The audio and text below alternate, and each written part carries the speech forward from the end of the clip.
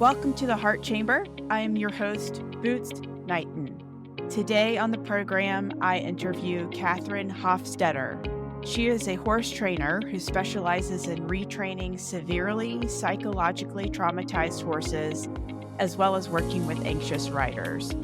She is also an equine and Reiki master teacher, a reproductive health doula, an herbalist for horses, as well as humans alike. Kathryn happens to also live with a connective tissue disorder called Ehlers-Danlos syndrome, which caused her to need a cardiac surgery called repair of Tetralogy of Fallot at just 1 month old. She's also needed many procedures since then. Today, Kathryn is using her story to help raise awareness for para-equestrians with invisible disabilities and illnesses with the equine industry. Kathryn and I's conversation covers a lot of different things, including how to pronounce Ehlers-Danlos syndrome, as well as the Tetralogy of Fallot. It's a French term. We also talk about how to handle conversations with people who just aren't in our shoes, meaning our shoes of having a congenital heart defect. It's a really powerful conversation. I found a lot of healing through this conversation, and I hope you do the same. If you like this conversation, I encourage you to go back and listen to all the other episodes on the Heart Chamber. You can go to the Heart Chamber podcast where you can leave me a note or even leave me a voicemail. I'd also appreciate it if you'd consider making a donation. You could also do that on my website. Your donation helps me keep this podcast going. Thank you for listening to today's episode. I hope you find it helpful. Let's get right to it. Welcome, Kathryn. I found Kathryn via hashtag on Instagram, of all places. And you may have heard in some previous podcasts that I've released where, I've used social media as a tool for help. And when I decided to launch this podcast, I wanted to be able to highlight various open heart surgeries from all different types of people from all over the United States and the world. And so one day I just went to Instagram and typed in the hashtag open heart surgery, and I found Kathryn. And she has quite the story. I'm so glad she said yes, even though I don't have much street credit until about now. But she said yes, and we've just become instant friends. And so let's welcome Kathryn. Kathryn, thank you for being here. Hi there. Thank you so much for having me. I am 26 years old and I'm originally from Santa Cruz, California. I live in Ojai right now and been sort of all over California, lived in Montana for a little while. And I was born initially with a condition called Tetralogy of Fallot, which is congenital heart defect, and lived most of my life thinking that that was kind of the primary issue. I also had repair of craniosynotosis at infancy. My repair of Tetralogy of Fallot happened when I was a month old, and the repair of craniosynotosis happened a few weeks later. And that was something that, we thought was sort of a fluke. There wasn't any family history of that. There was really no rhyme or reason. And I really was told my entire life that, I was this miracle baby and that I'd healed so much better than everyone had expected. And it was this incredible thing. And it was just sort of part of my story. And, you can see my scars, very, very old. And it was just kind of part of my backstory. And, it was going to be visits to the hospital for echocardiograms and things like that my whole life. But really, it was sort of going to be a part of my very, very early history and not something that was that relevant anymore. But happening all alongside that was that I continued to have these really, this big long list of debilitating health symptoms, and that I was really struggling and I was really sick. And I would even, as a tiny little toddler and little child, go up to my mom and tell her, that my skin hurt or that my eyebrows hurt. And or we'd call it tender touch when everything hurt, the fabric hurt, to touch me on my clothes and things like that. And so I was always just sort of told, like, you're a growing girl, that's part of it. And, then I developed something called cyclic vomiting syndrome, where I would spend hours and hours and hours all night long. For me, it was 1:30 in the morning. Every day I would wake up and just be sick for hours. And it didn't matter what I ate, how much I ate, how little I ate.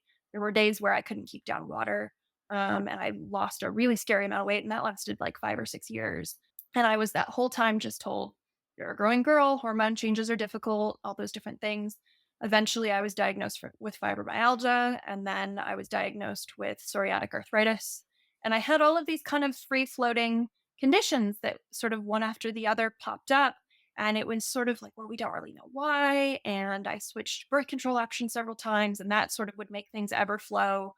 But there was no real reason. And if I did, hormone testing, everything came back normal. And so then it was actually when a really, really close friend of mine said to me at one time, after knowing me for, gosh, almost 10 years, said to me, you should consider talking to your doctor about something called Ehlers-Danlos syndrome. A good friend of mine has it, and she has all the same, issues that you do. And, I'm not a doctor, but you should talk to your doctor and just see, because I'm, knowing you as well as I do, I would be a little bit shocked if you have all of the same overlap and not something at least similar. And so I went to my doctor and pretty much took them an eye blank to go, oh, yeah, absolutely. That's the reason. And it's been the How reason old for were all of you? these things. I was, I think, Yeah. 19 at the time, 19 or 20. Okay. And Wow. actually, I was a little bit older than that. I was maybe 22. And, I'm hypermobile and have, easy bruising. I also have postural orthostatic tachycardia syndrome, or POTS, which is a fainting disorder and blood flow disorder. And that was something I was able to be medicated for about a year. And then unfortunately, during the pandemic, had COVID, and that caused that medication to not work anymore. And so, yeah, Really? it's been really challenging. I did not know COVID could do that. Yeah, my cardiologist said that a lot of people within my age demographic who were taking that medication, it's called Midodrine, were taking it for POTS, were failing to see any kind of benefit from it after contracting COVID, and that they so far didn't have any patients who had that experience that had regained any kind of efficacy from the medication. So that Oh my was really gosh. challenging, although frankly, the medication also made me feel really bad. So I was okay with, sort of accepting it, but it got to the point where the POTS became really the most significant thing. And that was something that causes random onset blackout. And that was starting to happen at one point, like while I was on my horse or while I was driving. And it would be really random. And that also has happened my entire life. And I was always just told, like, oh, head rushes are normal. But it was things like, as a small child, the term that, because I was raised by a single mother, and was so supportive through everything. And so we had all these little like shorthands that we would use. So there was like tender touch, or one of the things that was an expression was like I would go noodle boned. And so I'd go to hug her, and she was thinking I was going for a normal hug. And I'd kind of start that way. And then all of a sudden my vision would go and my hearing would go, and all my arms, my arms and legs would go numb, and I would just sort of collapse and hang on her. And for a long time, she would think at first, before we started to recognize a pattern, she would think like, oh, Kathryn's just being silly, haha, stand up. And then I would go like kind of nonverbal when it would happen. And so I couldn't express like, I can't see, I can't hear. And it would take a while. And eventually my ability to communicate would come back before my vision or hearing. And I would say like, I can't see, I can't move, I can't, whatever. And she would kind of, just stay with me. And it was always just like, I had these weird combinations of quirks that I was always just told like, it's probably normal. And they were really debilitating and challenging. And with things like the joint pain and the hypermobility, and, I'd go to work with my horses and go to girth up a saddle, and the effort of girthing up a saddle would make me dislocate my ribs, and that would happen all the time. And it was just sort of like, oh, oops, weird. We don't know. And then with the Ehlers-Danlos diagnosis, that was the thing that was like, suddenly we could see this overarching, like, oh, all of these other things I have going on are symptomatic, comorbid conditions with Ehlers-Danlos syndrome. And many, many people who experience Ehlers-Danlos syndrome also have these other things in some combination. And Ehlers-Danlos syndrome itself is a really diverse condition. There are people who suffer to the extent that, they have it up the blood, or, on levels where they have feeding tubes, or their, organs are collapsing at a really rapid rate. There are people who have manifestations of it that are not invisible. And then there are people who, carry it, like my mom, who, bruises really easily, and that's it, and that's the only way it affects her, is that she bruises really easily. And it seems like it can sometimes sort of skip a generation. And so, my grandmother had it worse, than my mom, and more like I do. But I'm the only member of our family that's ever And had it your to the extent of. grandmother, if I may, Mhm. oh, sorry for interrupting, but Oh, like, no, no I'm worries. sure your grandmother, was there even an awareness back then that it was a syndrome? Like, had it even been given a name? Yeah. No, it hadn't. And she, at least not to my knowledge, I'm, totally prepared to be fact checked on that. But as far as I know, it certainly was not a common diagnosis. If it was something that had been established as a diagnosis yet, I mean, this is something that even in my lifetime, I mean, I remember when I was diagnosed with fibromyalgia, and that was something that was kind of considered like a trendy diagnosis at the time. And what was challenging about that is that I do have fibromyalgia and it is very severe. And part of the reason that it got discovered was because it was sort of this more popular diagnosis. And so then I went through this whole period of people telling me, like, oh, well, you've only been diagnosed with that because it's so popular and everyone has fibromyalgia right now, except the reality is I do. And, I think similar to people who have life threatening celiac disease, right around the time that, gluten awareness and gluten intolerance awareness became a thing, there was this sort of tongue in cheek, like, well, everybody's, allergic to gluten. And for the people who it's life threatening for, it's an incredible thing that suddenly this is really well known. And the awareness of it is, life saving. And so, the fact that what's interesting is when I was diagnosed with fibromyalgia, when I was in early high school, people would say fibromyalgia, what's that? And they didn't know. Now everyone knows what it is and no one knows what Ehlers-Danlos syndrome is. And it's like slowly catching on. And the same thing is true for POTS. And so I'm sort of noticing the medical field progressing in that way, where more of these things are becoming, commonplace and understood. And I know there's a viewpoint in the Ehlers-Danlos community where there's sort of a group and communal identification as, zebras, because there's this term in the medical community when, people are in medical school, and when you hear hooves, think horses, not zebras, meaning look for the simplest possible diagnosis. It's probably not the crazy convoluted thing. It's probably whatever is, the most obvious. And we as patients tend to represent the zebras. We're the ones, it doesn't look like all of the 500 other first things that it seems like it should be. It's something that's, much more complicated than that. And so I also, working with horses professionally, have found, finding myself in that particular community of people who have sort of an equine, self-identifier is something that was sort of a universally interesting coincidence. But, I really felt like the biggest changes for me in terms of my medical experience happened in this past year. And that was because in 2022 or 2021. Yeah, 2021. So much medical stuff, sometimes it gets a little bit jumbled around. Like, when did that happen? Yeah. Which hospital visit was that? But yes, it was the summer of 2021. I had my hip sockets reconstructed because of complications in their And formation. how old were you at that time? I was 24. So I'm 26 now. And Okay. it was one at a time. And I had the surgeries 1 month apart from one another. And after that surgery, and after I healed from that, and that was all again caused by the Ehlers-Danlos condition, where there were structural, issues in how my skeleton was put together, and they basically needed to go in and shave off the whole top of my femur, the whole inside of the acetabulum, and bring back and reconstruct and reshape my hip socket, and then effectively lace back together the ligament that holds your hip socket shut because it had torn on both sides in various places, all because of the collagen dysfunction. So backing up for a moment, Ehlers-Danlos syndrome is a collagen production disorder. And so what that means, collagen is that, wonderful substance that holds all of your joints and all of the tissues in your body together. And when you have issues with the production of that, then you start to see either hypermobility or, various kinds of dysfunction in those structures in the body. And so for me, one of the manifestations of that was my hips. And that's something that on my matrilineal line has been true, generations back. Hips, knees, joints,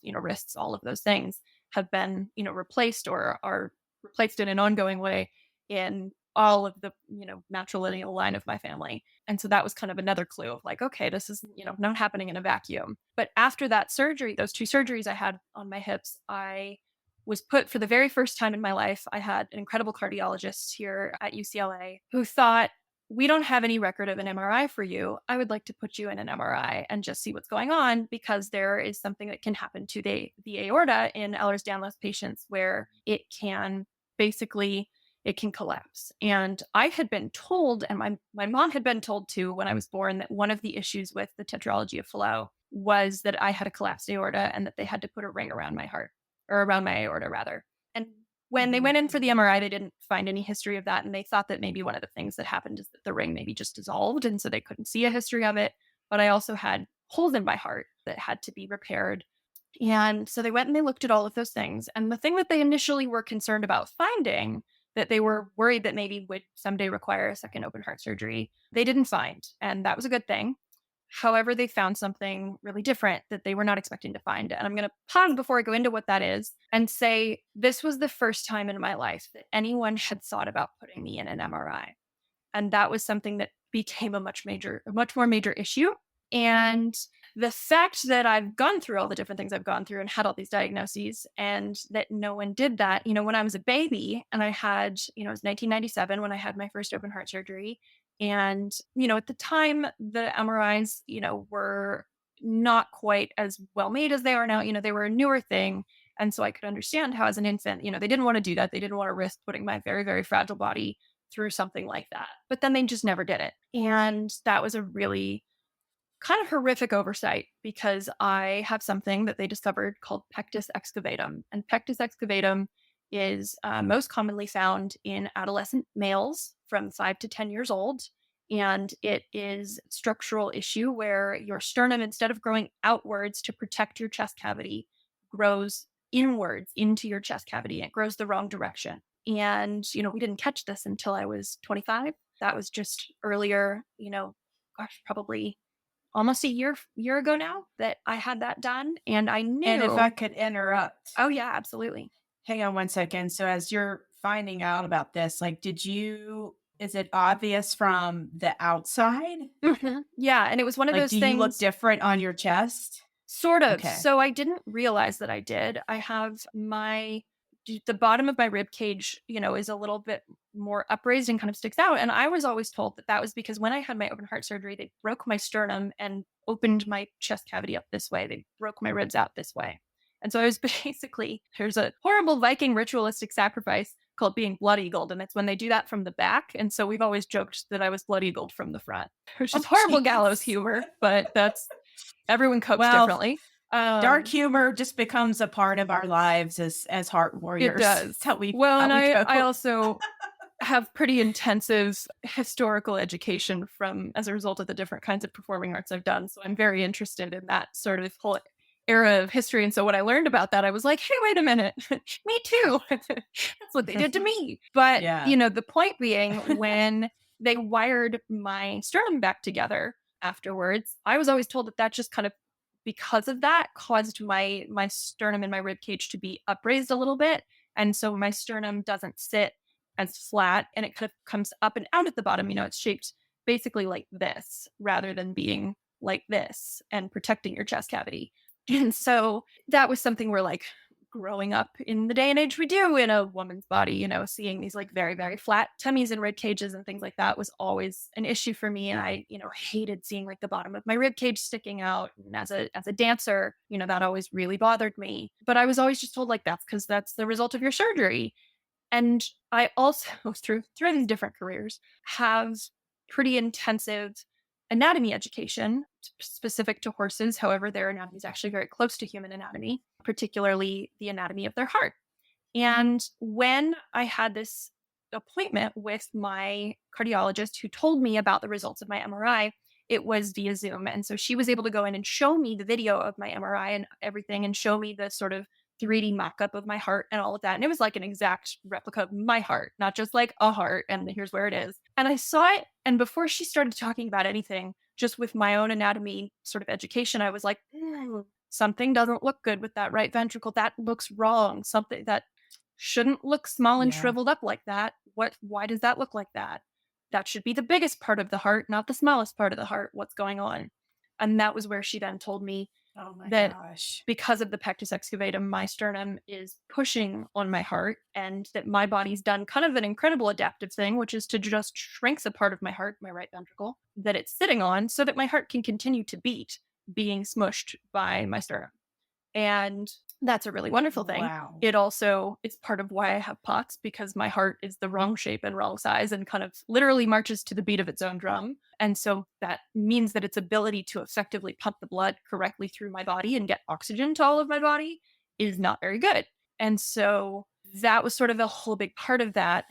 And the procedure she opened with I'm so sorry, because we could correct this. But then she went down the laundry list of reasons why correcting the pectus excavatum is kind of a non-starter for me.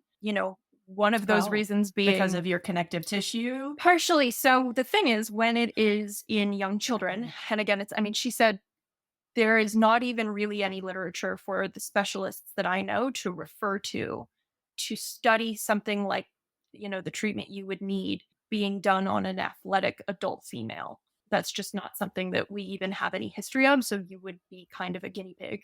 And the connective tissue disorder means that the ability for them to get, so basically it would be a big steel bar that would be screwed to the inside of my rib cage on one side, sort of laced through and then screwed to the other side in like internal braces. That's like a big, kind of like a smaller version of like a shower grip bar, but sort of rib cage shaped. So, screwed into either side of my rib cage on the underside, on the inside. And they said, aside from who you are and the conditions you face, this is one of the procedures that has the highest risk of lung puncture, basically, that's out there. So that already is an issue. And then they said, because of your connective tissue disorder, we would be really worried that we would go to screw in the bar and that it would just shatter your bones, or that you would move in a way or do something, once you're, out of that surgery, that you would move in a way where you would be, at risk of having those bones shatter where those weak points are created from the screws. The other thing is I would need to be on opiate level painkillers the entire time the bar is in, and it would have to be in for 2 to 10 years. And then after all of that, oh my gosh, it is highly likely that because my bones are done growing, because I'm not a 5 or 10-year-old boy, that my rib cage would just go right back to where it was and not stay out. The other concern is that if in the time while the bar was in, that allowed my heart to adapt and grow to how it should be, and then if they pulled the bar out and my rib cage goes right back, it would immediately just crush my heart in a way that I may not even survive surgery. And so that's really kind of not an option. As much as it is technically an option, it's not something that any of my, medical staff would be willing to look at. And it also has meant that things like choosing to ever, build a family someday is something that I've been told my options would be pretty limited for. I also, because of the Ehlers-Danlos syndrome, struggle with things like endometriosis and chronic ovarian cysts, which was also partially caused by a reaction to a form of birth control that I had tried at one time. And so that's been a really kind of difficult challenge for me to navigate, was learning that having children naturally is something that I would be very limited in my ability to do if I could do it at all. And it's something that I'm over the years more open to getting additional opinions about and sort of seeing where some of the truth in that might lie. But, it is something that has been a really difficult part of that journey, particularly because I started my own professional journey to become a full spectrum doula basically the year prior to learning all of that. And that's where, from doing that, I pivoted to just working as a reproductive health doula, because I just didn't feel like I was in the space to be comfortable working on the birth and postpartum side of those things. It was just, sort of too painful for me. And I brought too much of my own material to it to feel like I could hold that container for anyone else. But yeah, I think that takes an incredible amount of wisdom to know, like, where you can be of service and where that needs to stop. Like, a lot of times people just keep choosing their trauma over and over again. And it just sounds like you, even at your age, you said you're 26 now, correct? Yeah. And so, I think back to when I was 26, I'm almost 20 years, I'm 18 years older than you, but I did not have that wisdom then that you have already. So that's just really profound. Wow. Thank you, Kathryn, for sharing that incredible story. And I'm hearing a lot of different things, but mostly I'm hearing this constant opportunity to practice radical acceptance over and over again, and to just come back to this truth of that you're a miracle.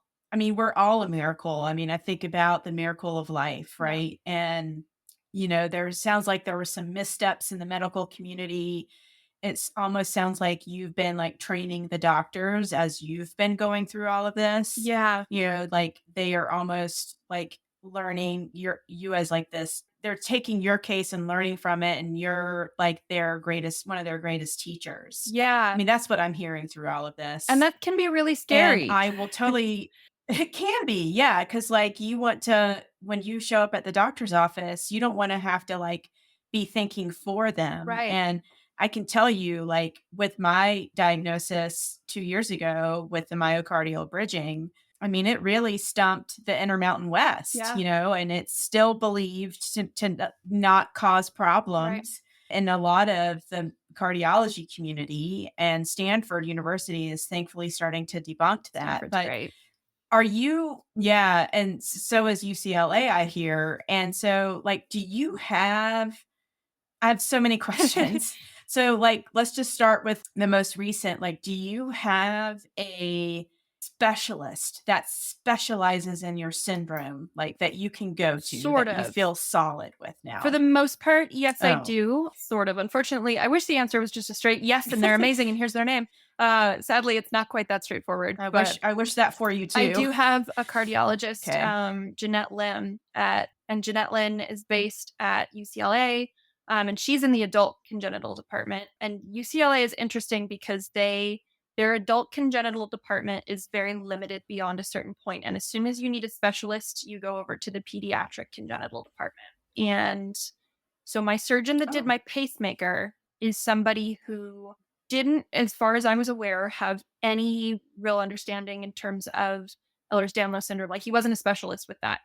He knew what it was, but it was one of those like, so walk me through what this is when we, first had our initial meeting, and I had to kind of break down all of those things for him. And, he was able to, of course, speak extensively with my cardiologist about it, but, he sort of did I want to hear from you and what's your experience. But my primary Mhm. cardiologist is very familiar with Ehlers-Danlos syndrome, and I am not her only patient that has it. And that's why, I mean, she was the Okay. one who, gosh, she changed my life by saying, no one's ever put you in an MRI. And there are things that can happen for Ehlers-Danlos syndrome patients that we can only find out from an MRI. So I want to have that looked at for you and get a baseline and understanding and all of those different things. And if she hadn't done that, then there's a lot that I wouldn't know. And I think that was where the things that she was able to uncover for me what what put me into the category no longer of just like having some chronic illnesses that have some complications, and into the no, I have full on invisible disabilities. And I Yeah. am now in that community, and I've been escalated to that tier of things. And that was really hard for me to come to terms with, because one of the things that I have been met with my whole life, and this has been sort of my source of greatest angst, and also sort of this weird pride point coping mechanism kind of thing, where I get met with and have my whole life, oh my gosh, you look so healthy, or oh my gosh, I mean, this was a direct quote, and I had a lot of issues with this one specifically that I got under a month ago, was, "Really? But you look so young and healthy. And really? It's a shame because you're so young and beautiful."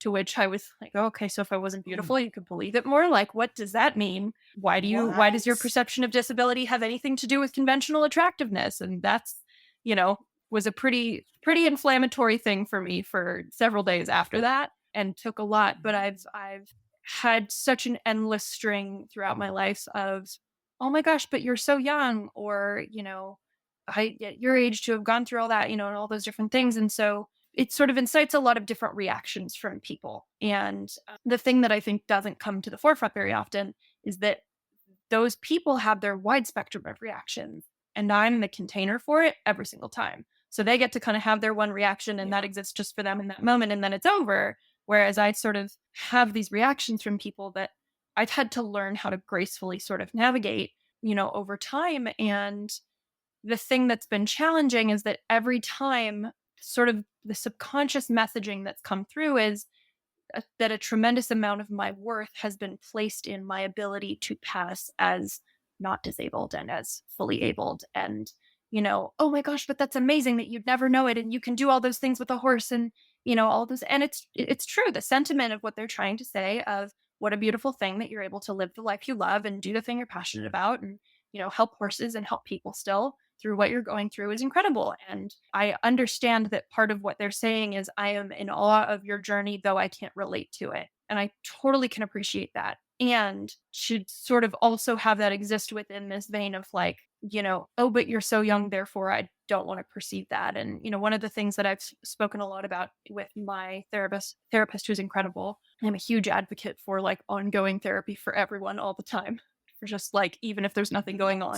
Same. And, one of the things my therapist has talked about is that someone like me is going to be more likely to be confronting for people, and that I'm going to confront them with their mortality in a way that somebody who is visibly disabled doesn't really, because they're able to separate like, well, that person has all those things I can see going on. And if I look quote unquote normal, or what I perceive to be as normal, then I'm fine. I'm young, I'm healthy, whatever. But when someone who, and the reality is, I don't typically ever get those reactions from people who are my age. Those reactions typically come exclusively from people who are 20 plus years my senior. And one of the things that has been sort of impressed upon me is that a big piece of that reaction is, you are someone who's younger than me and appears very healthy. And if you could have these life-threatening illnesses, that confronts me with my mortality. And that I'm sort of reflecting something about them back to them just by existing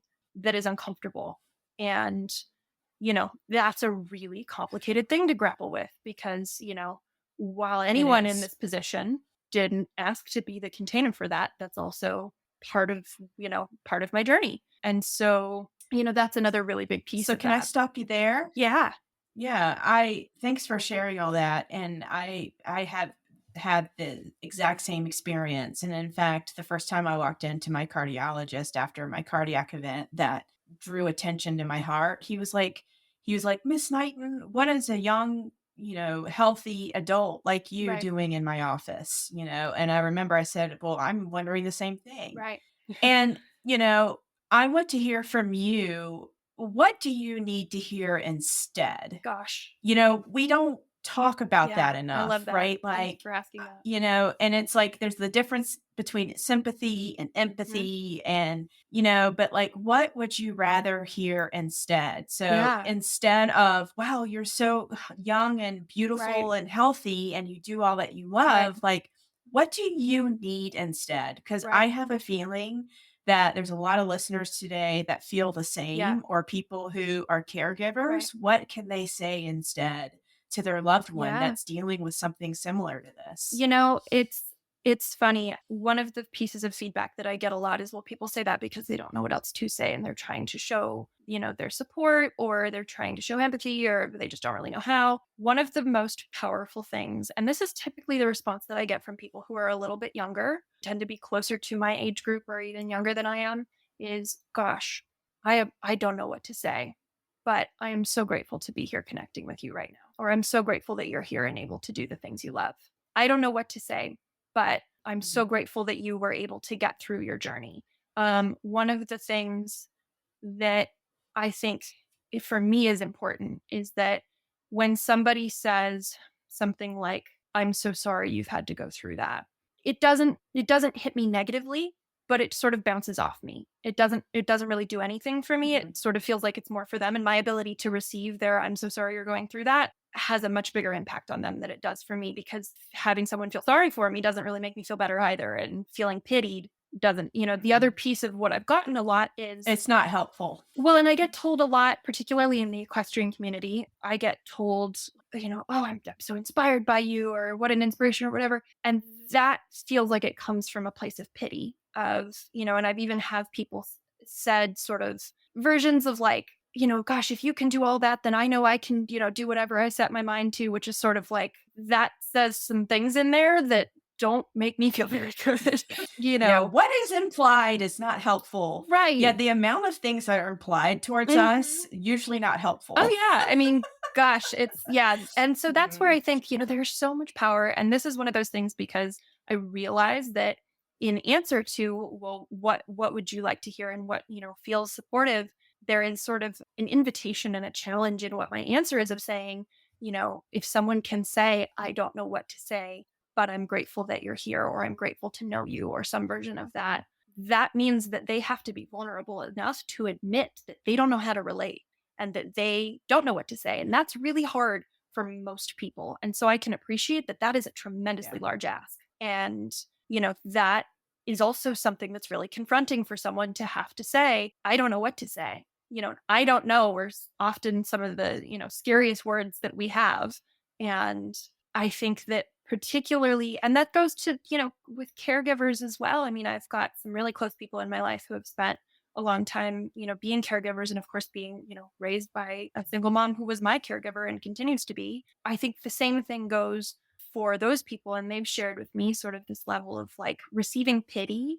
And I'm so sorry you have to go through that doesn't really do anything because it doesn't lighten it. It doesn't really make me feel like, for somebody to say, I don't know what to say, but I'm here with you, also says this person has the capacity to hear and hold space for my journey, even if they can't relate to it. And Yeah. when somebody does the like, I'm so sorry you're dealing with that, that also kind of implies to me a like, and I don't really want to talk about that anymore. Or that's really Yeah. intimidating to me, or, some version of that of like, this is a downer, or, whatever the 100 versions of sort of subtext can be in that.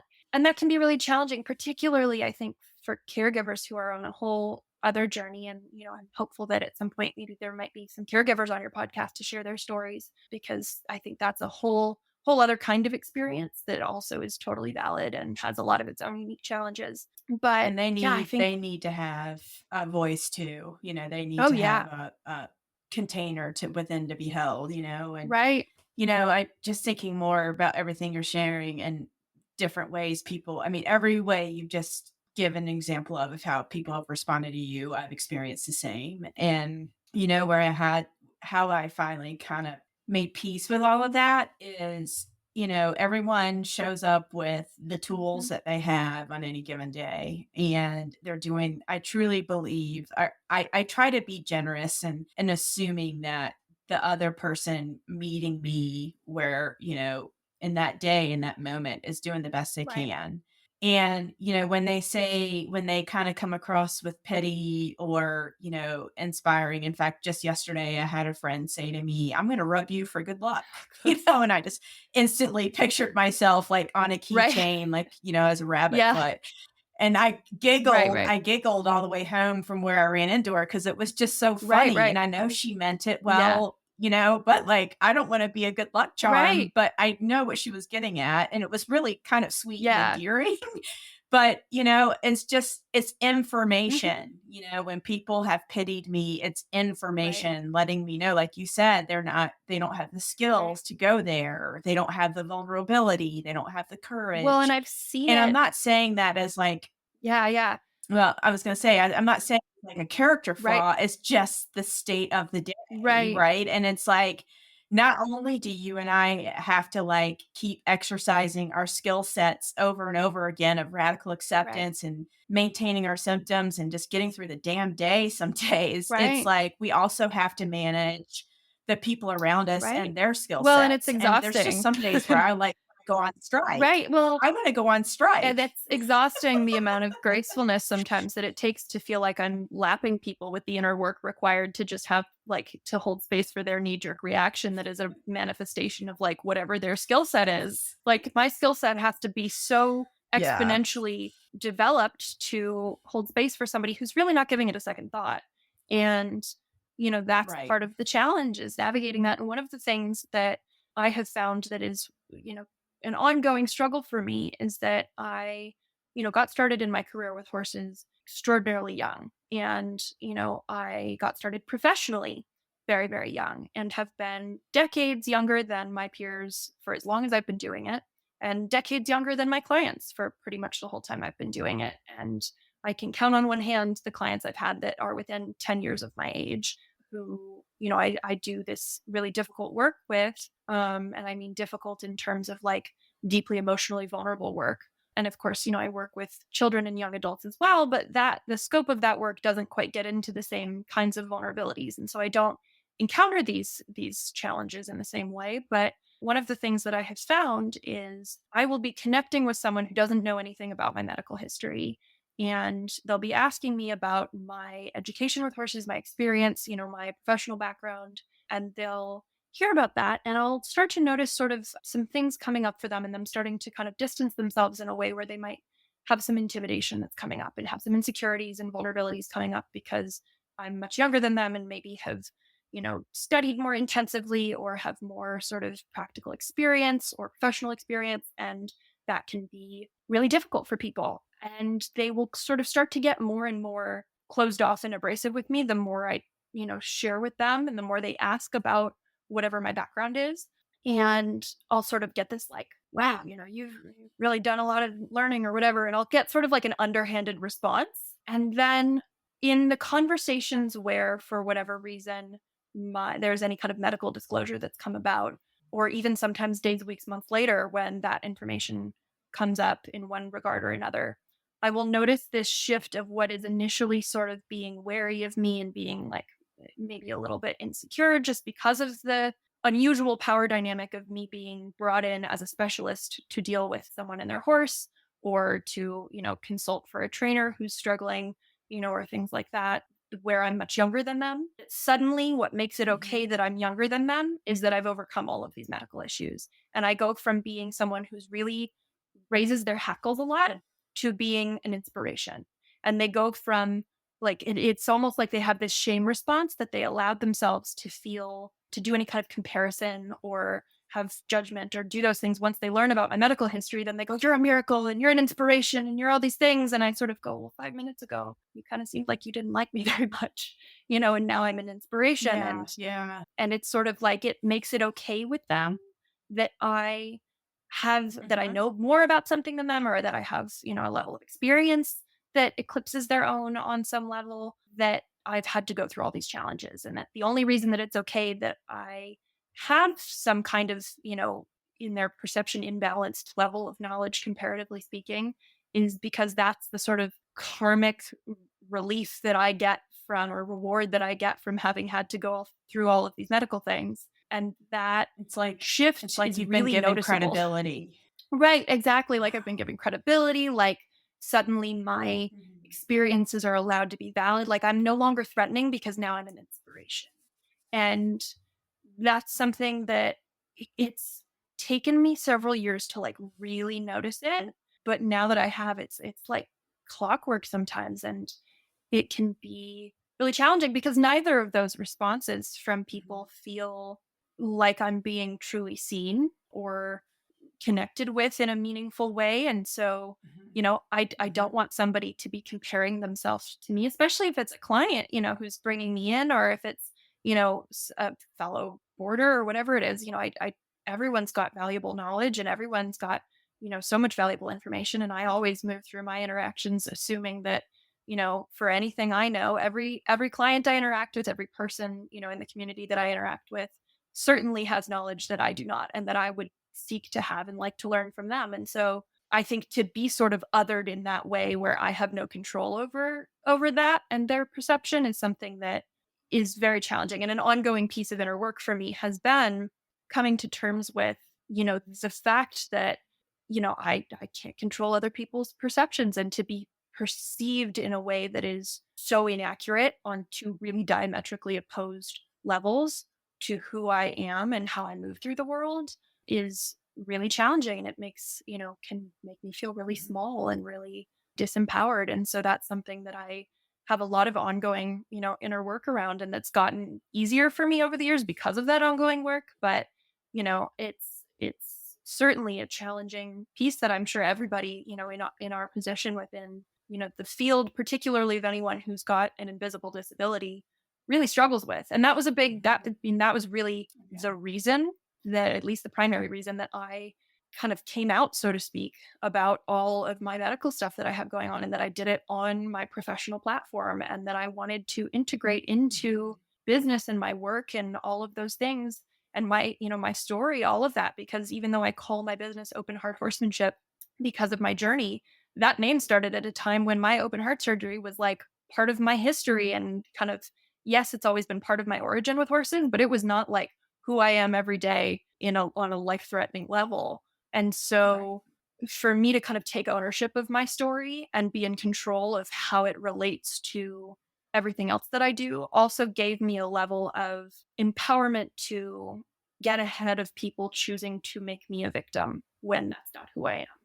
And Yeah. because, So you're writing the story for them, right? right, Rather than having them write the story about you. right. And that's where I think also, Mhm. there for a long time, I felt like I got met with so much resistance professionally because of my age. And that if someone could overlook my age just long enough to actually see my worth as a professional and what I have to offer as a facilitator and the kinds of help that I can contribute, that was something that I went, God, no way in hell am I going to try to challenge that by adding in this new layer of like, also, I have these, major medical disabilities. This is one more big thing Yeah. for you to make an exception for and challenge your perception about. So I sort of went, people, Mhm. I made the decision for other people of you cannot handle making this many exceptions for me. If I could see how hard it was for you to make an exception for my age, surely these other things are also going to be difficult. So I'm just not going to share those. I'm going to capitalize on how well I mask those things. And I'm sure anyone who deals with these Yeah. things and these conditions knows anytime somebody goes, and every now and then I'll get as a compliment, oh, you hide it really well. Like, thanks. It's ongoing pain and turmoil. It's not easy Yeah. to hide it really Yes. well. But, Mhm. in the process of doing that, I sort of learned how to use my ability to hide it to my supposed advantage. And then over time went, okay, I think actually it could be more helpful for me to share this, particularly because if I was a little girl growing up with all these things, looking at my friends and going, gosh, they can jump up on the ground from their horse, with their horses bareback. And if I do that, my kneecaps will fracture and it really hurts. And I can't do that. And, I'm getting told that I'm not as good of a horse rider and that I'm not as good as, a trainer or an equestrian or whatever because I can't make my horse do these things. And the reality is, my body couldn't do those things. And there must be another little girl or, 1,000 little girls or however many out there who also have these things going on and they Mhm. don't know why. And, we're in the same position I was in. And if, Yeah. any one of them has access to social media and can see, gosh, here's this girl who's doing what I want to do when I grow up. And well, would you look at that? She's got all the same things I do, or she was in the hospital too. And gosh, she gets scared being in the hospital when she's alone. And maybe I'm being brave just like she is. And it's okay for me to feel scared because she feels scared too, because I didn't get to have that.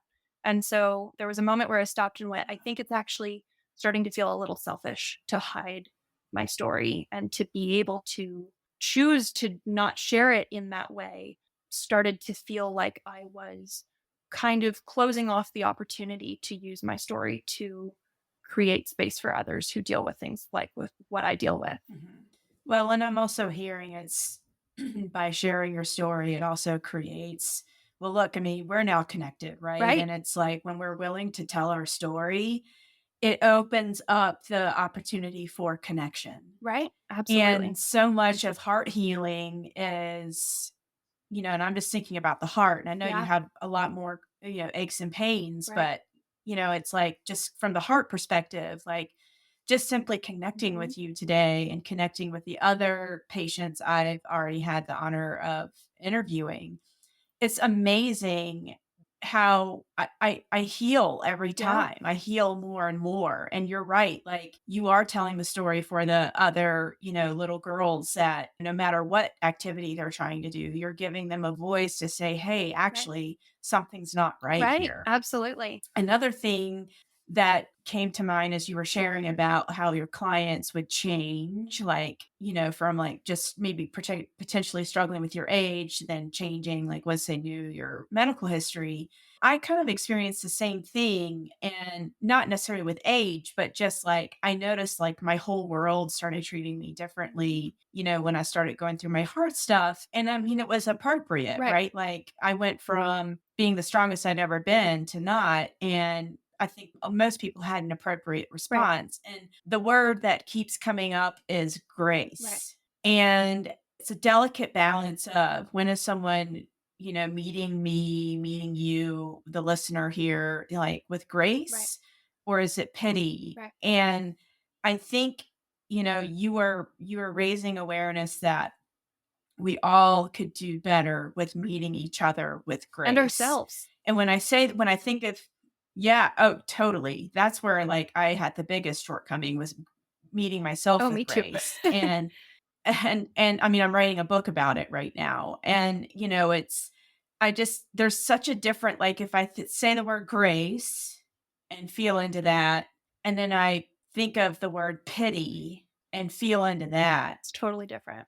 like, pity just feels like this weight on my heart, Mhm. like, that's not healthy, like, almost like a Yeah. toxicity, and grace just is like this expansive opening, and listeners try that too. It's like, when you're approaching someone, like Kathryn or myself, or, yourself, if you're, undergoing your heart journey at this moment, like, do you pity yourself or do you meet yourself with grace? It just makes all the difference, and that's just what I kept thinking over and over again as you're sharing about your interaction with people. It's like, yeah, some met you with grace, that just made everything flow, and then the pity, that just kinda stifled the relationship. Right. Well, and I think the other big thing is, can you meet yourself with grace in the face of other people not doing that, meeting you with pity? Or Oh, yeah.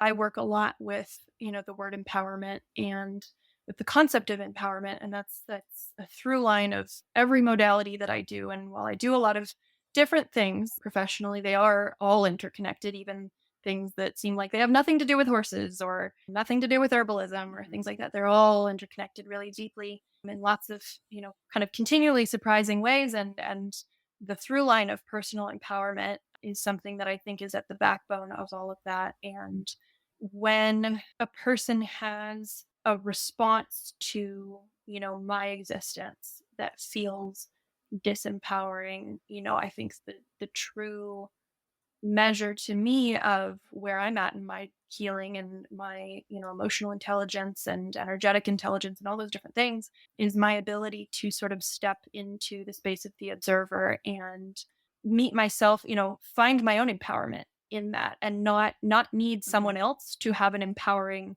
or disempowering reaction for me to decide how I feel about myself. And those two things I think can exist separately. That can exist on one side, and on the other side, I can still be a human being who feels like, gosh, it doesn't feel good to be spoken to that way. And I'm, allowed to have my Yeah. reaction of this doesn't make me feel good. And I'm so tired of dealing with it. And also doesn't define how I feel about myself in this moment. I can just be tired of it. And that's okay. And both of those Mhm. things are separate from how I respond to that person, because that, however somebody responds to me, isn't going to change the fact that I will still meet them with grace, because it gives me an opportunity to be an educator. And the Yeah. reality is, nobody is motivated and nobody changes as a result of shame. No one's motivated by shame. It just doesn't work that way. No one steps out of their comfort zone because they've been Mhm. shamed to do it and they've been embarrassed. And so if I have a critical response to Wow. somebody giving me a response to my existence that feels disempowering, they're never going to change. They're just going to make a judgment about me and who I am as a person, my personality, and they're going to be nervous to interact with anyone who has a disability that they can see, because they're going to go, well, gosh, the one time I got sort of snuck up on by this other person, I got a big bad reaction and I said the wrong thing. So now I'm just going to like not make eye contact with anyone who's got a, disability I can see, because that reaction was so bad. So Yeah. I would never shame someone. I think I would just, in the way that I hold space for their response, sort of gently challenge, and often what I come back with is things like, thank you so much for that. I'm actually, really grateful that I've had all the experiences I've had, because I wouldn't be able to do the work I'd, do if I hadn't. Or, that if I can meet their pity for my condition by expressing my gratitude for the things that my experiences have given me, that usually tends to diffuse the pity pretty quickly. Yeah. And Oh, that's so, so skillful and so great. well, Like, thank you. I mean, it is. I mean, that's like mega skills. And, I think our listeners will really benefit from that. And anyone, like all of us have been met with some kind of pity party Oh, at yeah. some point in our And that's true life, for and any we man. I just don't mean, have to join the party. right. Well, and gosh, I mean, even if somebody's going through a divorce, or, it doesn't have to be a medical thing. If they're going through a breakup, or, they Yeah. like lose a pet or something happen, gosh, everyone goes through Yeah. things in their journey. And that's where, I had an interaction with someone the other day that, my takeaway from it was him not being able to see that I am on my own journey that he can't see, that's caused him to sort of have all of these disempowering reactions, is a result of him being on a journey I can't see. So I'm going to meet that with the Mhm. opportunity to hold space and grant him the grace that he didn't grant me. Because, I think where we start to struggle sometimes as human beings is to go, if somebody has an inappropriate response to me, then I'm going to respond back and match their energy. And there's a lot of conversation right now. And the concept of matching someone's energy is kind of buzzy and popular and trendy right now. And I think that the reality is it brings to mind for me that expression of holding on to resentment is like drinking poison and expecting the other person to die. And I Oh, think yeah. it's very similar in that way where, matching someone's energy is like, well, if their energy is crappy, I don't want to match their energy. I want to stay in my comfortable, empowered place. And I want to be able to look at, what their reaction is and hold it in a bubble outside of myself and go, most of this has nothing to do with me, even if some of it does have something to do with me, even in situations where I need to be accountable for something, or, I've got to step back and go, gosh, well, how did I contribute to this? And maybe there is something I should change, knowing that that does not separate the fact that they've got their own stuff. And however they're choosing to put forth to me, that interaction is directly informed by their own stuff. And that the opportunity to hold that outside of myself and not match their energy is really, really valuable. And so I sort of have unsubscribed Yeah. from the concept of just match someone's energy, because I think it's really not actually that healthy for Unsubscribe. us. Yes, I love that. Yeah. I was listening to something earlier today where instead of saying I can't, say I don't. Yeah. And it was more in response to like, you know, Mhm. busyness, overwhelm, but same concept. And like, I don't match other people's energy. I stay, this is what I'm Right. hearing you say, like, I stay in my own energy, and that's just having healthy boundaries. Right. And, that's so key to staying well mentally, Right. emotionally, as you are fighting the good fight for your body. And, speaking of your body, like, what's next for you? So you Yeah. had the MRI, you've had all this new information, as we start to wind down for today, like tell me more about like what your future holds, what's life like for you at this moment. Right. Yeah. I mean, right now, the next step, I just had this pacemaker put in, and I'm still a couple weeks out from my final appointment, and being able to do things like lift my arm above my head and all of that, or lift anything over about 10 pounds. So I'm still pretty significantly medically restricted. I can't ride or anything right now. And so I've, And why did you have the pacemaker put in? so the pacemaker was because during the night, one of the things that was discovered along the way was that during the night, my heart would stop beating for periods of 3 seconds or more every single night. And That's a it long is. time. And That's it a would long happen time. several times throughout the night. And Okay.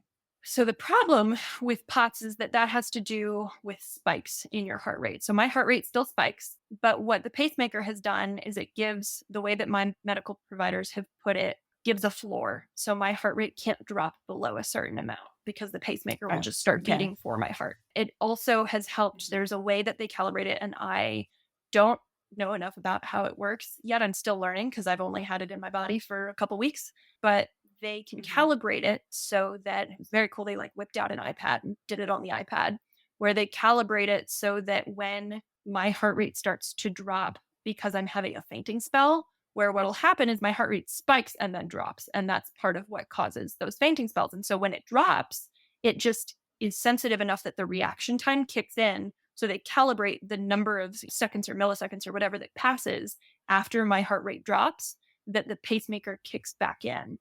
And so it looks at Wow. how far my heart rate is allowed to drop before it kicks in, and then how long it can stay there. And we're actually going to make it a little bit more sensitive. But right now it's made it so that I don't ever like hit the floor. I'll do Okay. everything up to blacking out. So I'll still get dizzy. I'll have to hold on to something, but it doesn't make me fully pass out to the point where I'm like falling down. And that's been a tremendous benefit already. I'm really hopeful about the ways that we can make that even more sensitive, because I would love to avoid all the other parts that still have to go with it. Sort of now I have only the discomfort and not the safety risks, which is a tremendous benefit. And I'm very, very grateful for that. And I would love to see how we can kind of combat the discomfort parts. Now, because I have that floor put in place by the pacemaker, I'm able to, once I'm fully recovered from this, start taking a medication that will control the spikes in my heart rate. But I couldn't start to Okay. take that until getting the pacemaker put in because it works on the electrical center of your heart. And they didn't want to risk basically it causing my heart to stop beating when I had those drops in heart rate. And Right.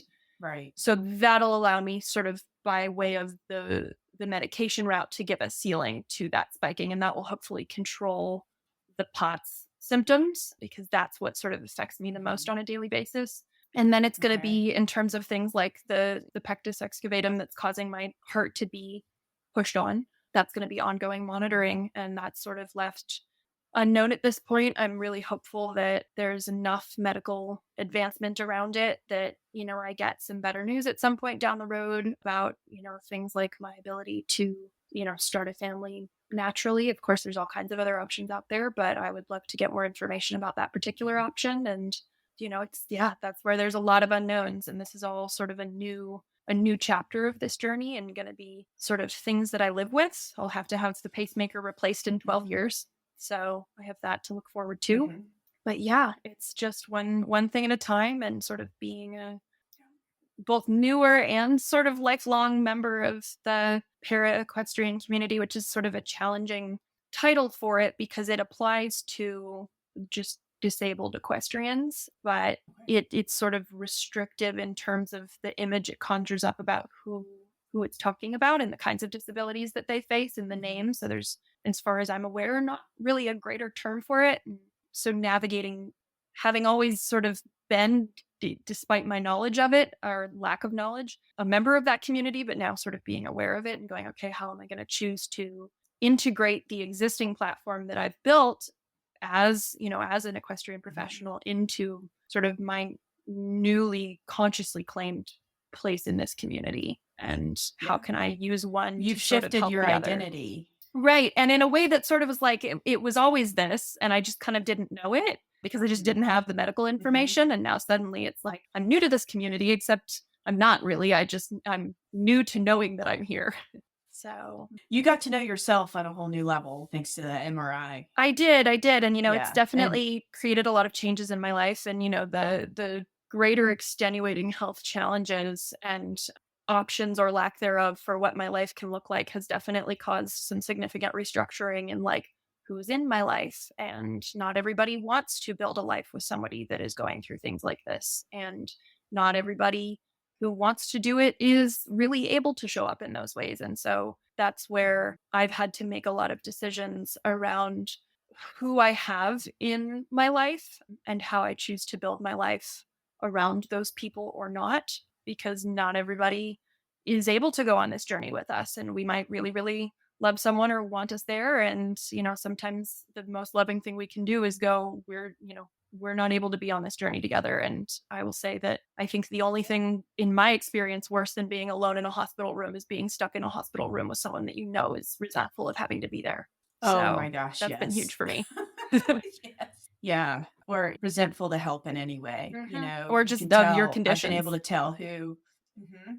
It's like who's helping out of obligation Right. and who's helping because they just genuinely want to dive in. Right. Yeah. Right. It's very obvious. Yeah. And it can be really Thankfully, painful when I've you're, got an amazing.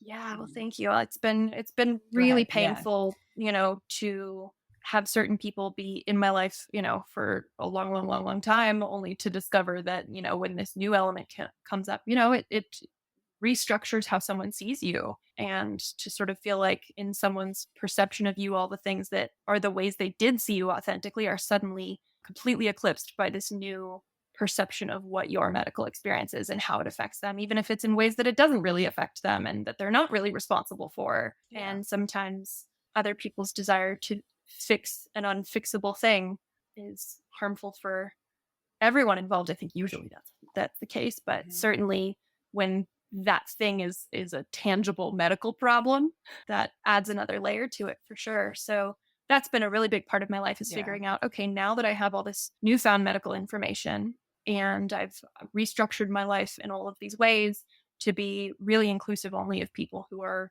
able to be on my journey with me, now what is my life going to look like? And so I've been in kind of a really Yeah. synergistic period of restructuring, where I'm living and, sort of what's happening with all of that, alongside going through, this last surgical journey. So the road ahead is wide open.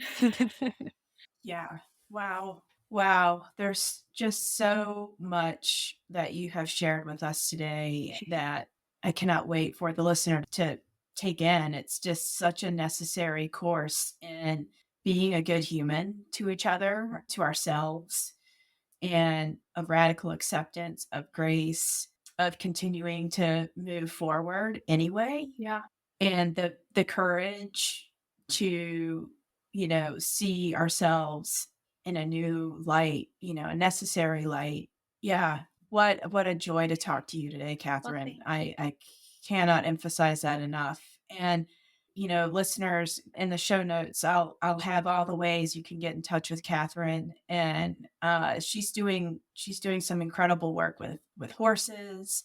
She has so many gifts that she's already offering the world. And I just encourage you to reach out to her for support, for, go to California, work with her. I think I'm going to look into that myself. Kathryn, anything else you want to tell the audience today? Any other nuggets of wisdom? Oh gosh, I think we've pretty much covered it. I mean, I'm just so grateful that I've had an opportunity to be here, and this is the first time I've gotten to connect on a platform. Really, even I've got one friend in my life who is a cardiac patient who's gone through something similar and who was so sweet and reached out when I went through my pacemaker procedure. But other than that, I haven't really had anybody in my life who's gone through the kind of cardiac things that I've gone through and the level of medical difficulty that I have. And so to be given an opportunity to connect with another person, and by extension a greater network and community of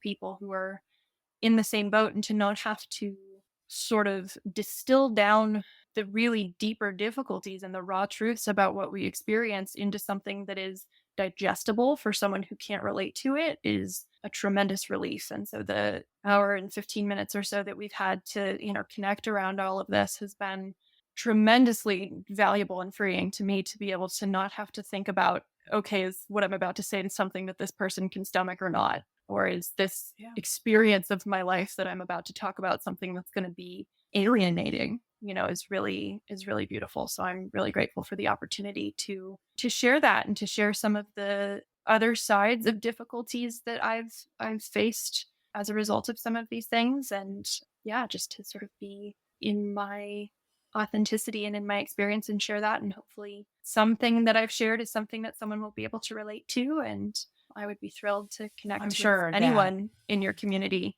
I would love that. Well, thank you. And there's the power in being seen and heard. So I'm glad that I could provide that for you today and for the listener. Wonderful. Well, thank you so much, Boots. I'm really appreciative. And that's the show for today. Thank you for spending part of your day with me. The Heart Chamber exists because of you. If you find value in this podcast, consider donating to this cause. Go to theheartchamberpodcast.com and go to the donate link. And hey, while you're there, feel free to leave me a voicemail. I want to hear from you. Lastly, don't forget to leave a review and make sure you subscribe so you never miss another Tuesday edition of The Heart Chamber. Thanks again. Have a great week, and I'll be back next week with more stories of open heart surgery and recovery.